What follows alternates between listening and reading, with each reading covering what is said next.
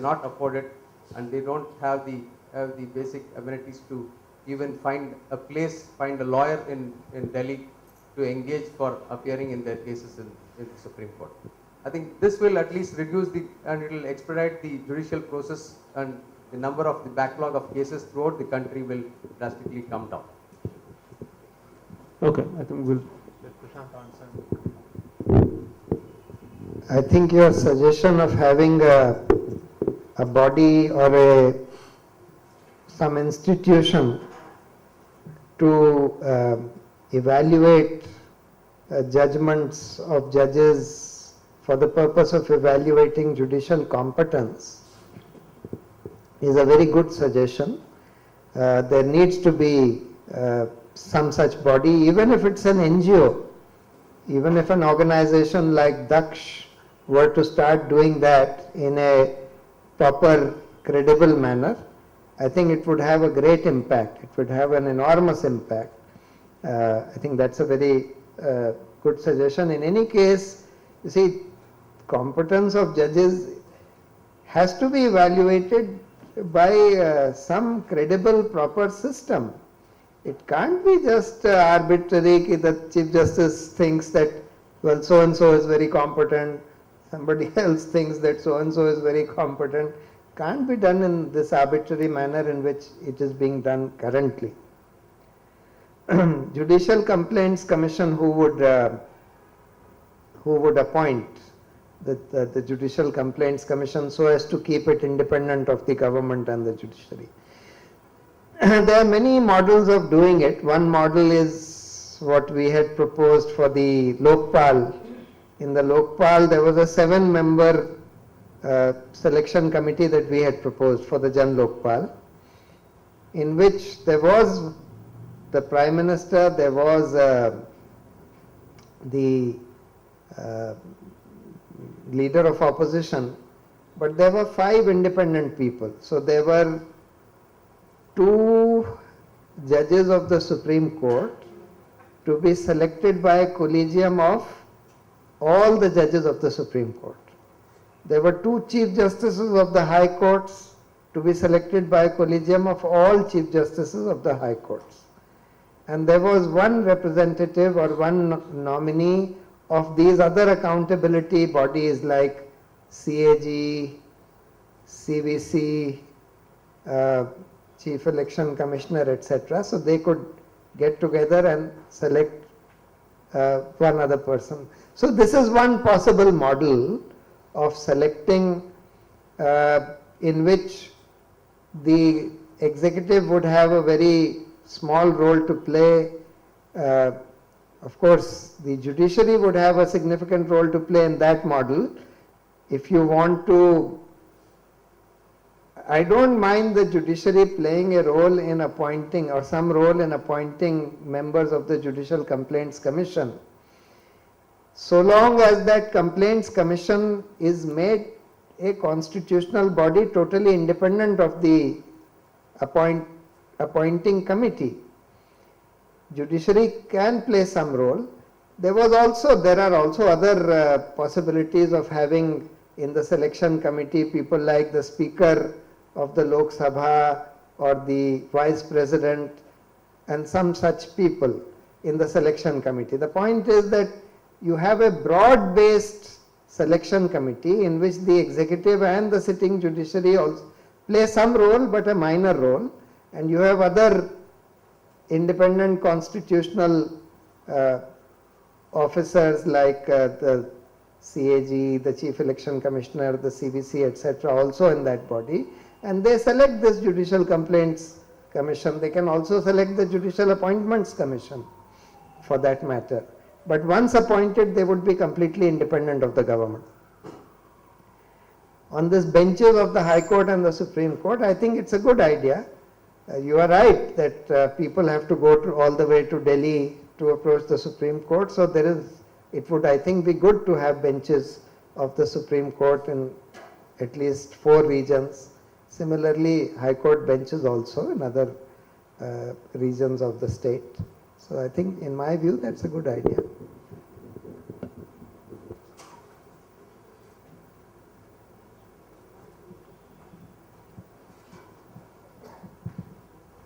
Sir, if you will pardon me, this is a little tangential question on constitution. Recently, the Gujarat government passed a law that making voting as compulsory in the local bodies. So, as per the constitution, right to vote is there. We have been seeing lot of debates. Right to vote, there is also right not to vote. In such case, how would you would enlighten us with interpretation of the constitution in this regard? Simple answer. You see, Supreme Court directed that nota button should be provided. If nota button is there, then your not going to vote is also one way of exercising nota. So therefore, to impose a penalty for not voting, to my mind, would be unconstitutional and a violation of your right not to vote, so to say. Your right to vote includes the right not to vote.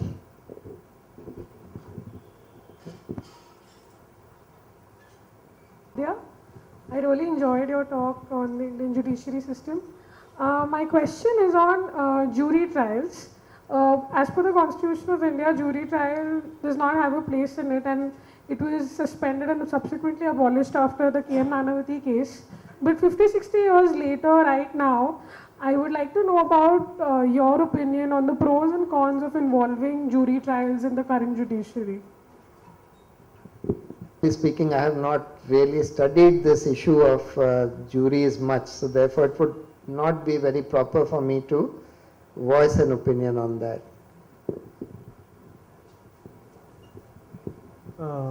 Indian judiciary system is quite infamous for the time it takes for justice or injustice for that matter. In your experience, what are the main reasons for this and how we can, even in the current system, help cut it down?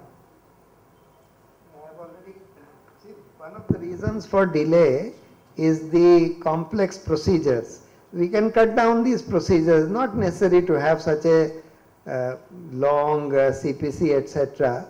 Normally, judges should be free to adopt any procedure which is consistent with the principles of natural justice. If you remove these complex procedures, that itself will speed up the disposal of cases. Apart from that, you need more judges and more competent judges. So, you need to set up more courts, which should be done. Expense cannot be an excuse for not doing that. And you need to have more competent judges, for which you need to have a more robust method for selection.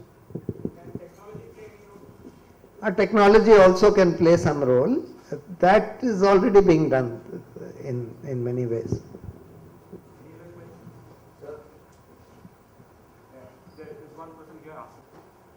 Like normally we know that we have got independence on 1947. Then soon after that we need to fight for every kind of independence, like corruption-free independence and all those things. Like my question is, what can a common man, what can we common people do to get the real independent and judiciary, sir?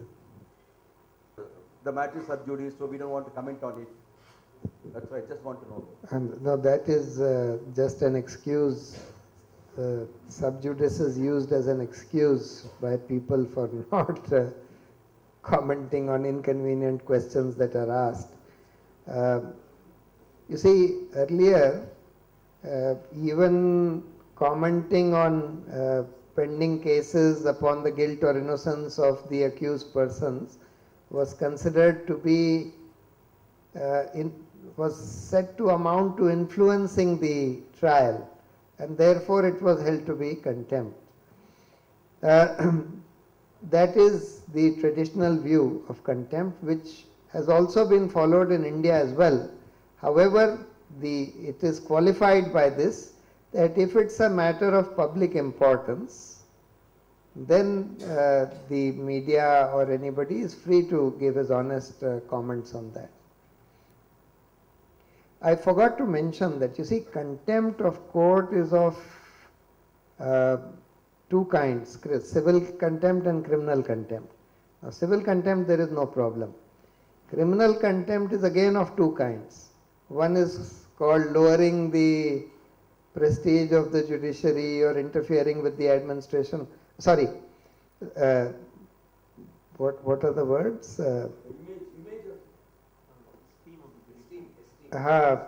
Lowering the esteem of the judiciary. The second is interfering with the administration of justice. Now, it's perfectly all right to say interfering with the administration of justice is criminal contempt, because if you do not allow court proceedings to go on, if you threaten a judge, if you threaten a lawyer, if you threaten a witness, that certainly should be regarded as criminal contempt, punishable. But lowering the esteem of the judiciary, etc., this is the problematic part. This needs to be removed from the definition of criminal contempt.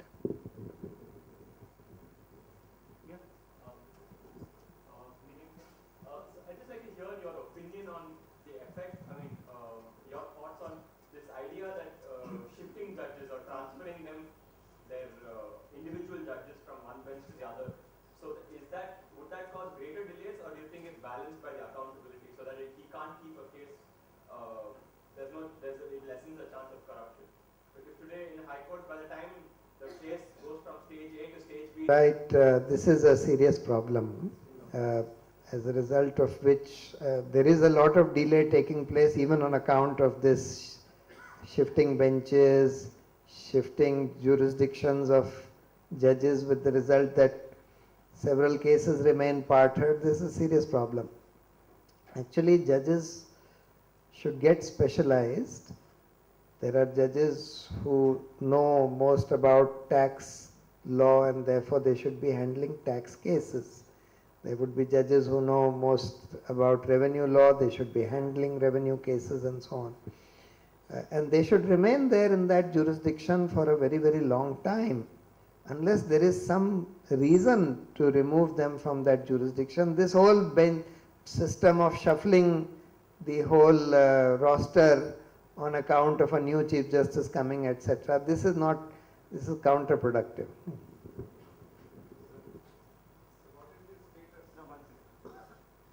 Whistleblower Protection Act should be made applicable or can be made applicable against the judges. The Whistleblower Protection Act has become a law from May this year. Can we drag a complaint against a judge under one of the provisions so that it becomes applicable and an inquiry can be instituted? No, it should be made applicable, but for that you will need to empower the Central Vigilance. See, today the Central Vigilance Commission has been made the nodal authority under this act. So you will have to empower the Central Vigilance Commission to inquire into complaints against judges. No, not against judges, because see, judges enjoy protection. I would like to refer to Section 3, subsection 4, capital C. Any person who holds an office by virtue of which he is authorized or required to perform any public duty except members, ministers and members of parliament. So judges will come under this category. No, you are right. Under the definition it will come. Yes. Problem will be. So that's why we probably need your action on a PIL front here. The problem will be, as soon as you seek to implement that, they will say, ki, look, Chief Justice's consent is necessary. No, here some judicial interpretation is called for, because where their competent authority is the High Court in respect of any judge, except a judge or of the Supreme Court or High Court is given specifically. Whereas when competent authority is the CVC, this any person holding office by virtue of which he is authorized to do public duty, that is put in. So I mean, you are right. In terms, it should apply even to judges. So the CVC, we can test it actually. CVC, we can, because CVC is not registering an FIR. It is only conducting an inquiry. That judgment of Veeraswamy is only a restraint on registration of an FIR. So the CVC can conduct a preliminary investigation. Inquiry followed by criminal inquiry and then whether Correct, investigation is correct. better. I think you are right, it can be done. Last question. Signatures. We are now in the process of getting more signatures of other political parties. I have a last question.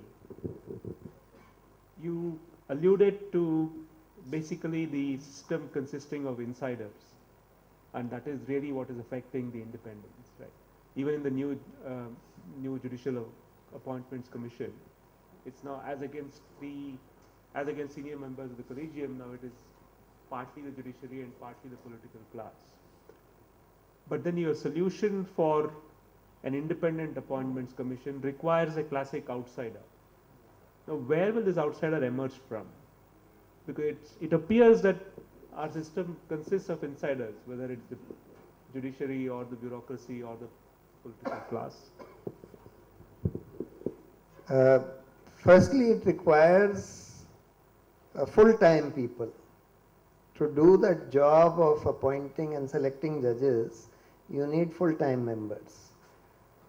And as I said, they need to be independent of at least the existing political class or the existing judiciary.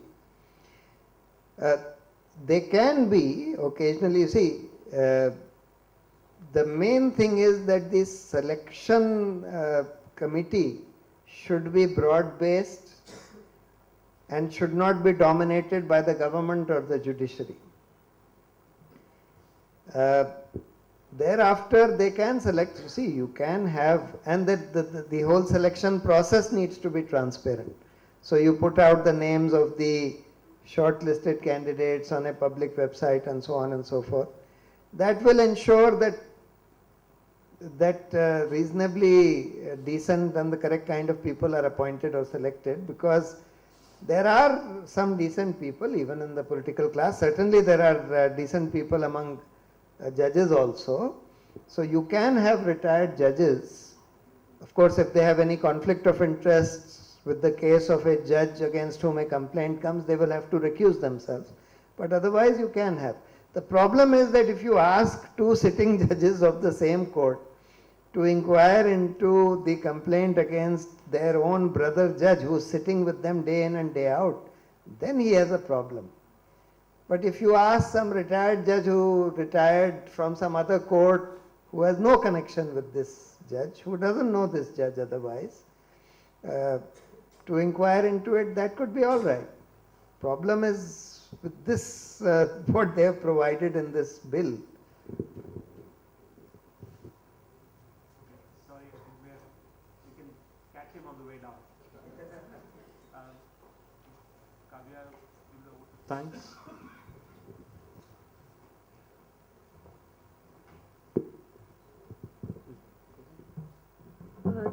Thank you so very much for being here on behalf of Daksh and I'm sure everyone in the audience.